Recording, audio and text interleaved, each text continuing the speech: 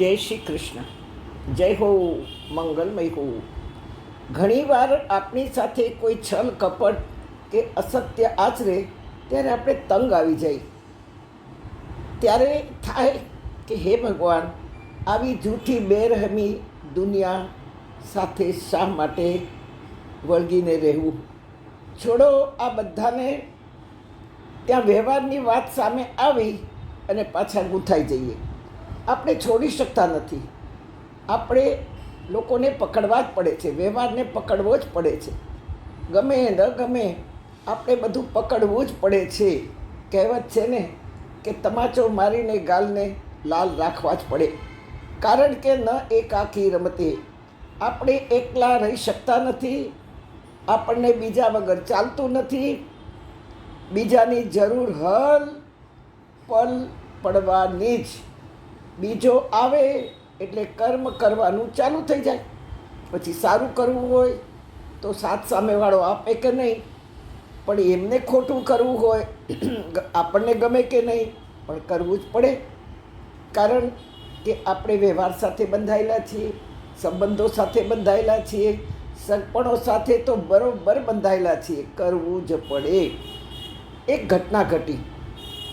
અમેરિકામાં મારું ભાગવત હોય પછી 2-3 દિવસ વધારે રોકે. થોડું ફરવા હરવા પણ લઈ જાય લોકો. પણ એક દિવસ તો સ્પેશિયલ ક્વેશ્ચન આન્સરનું પણ રાખે.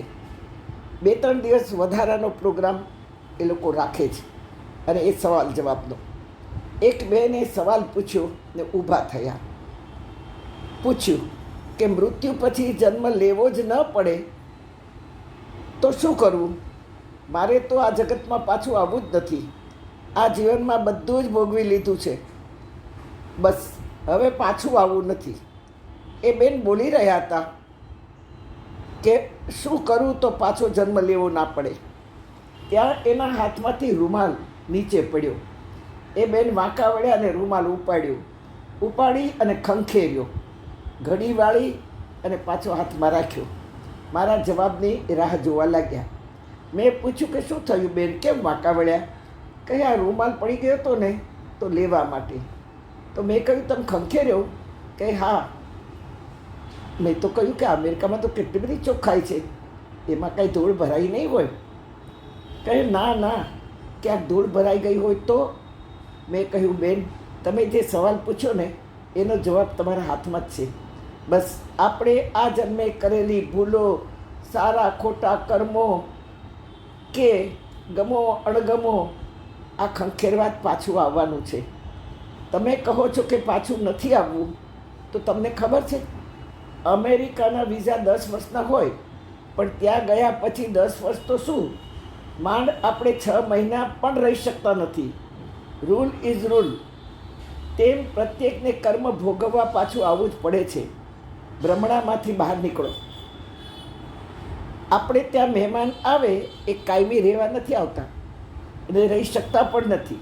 આપણે એને રાખી શકતા પણ નથી. સમય પૂરો થાય એમને નીકળી જ જવું પડે.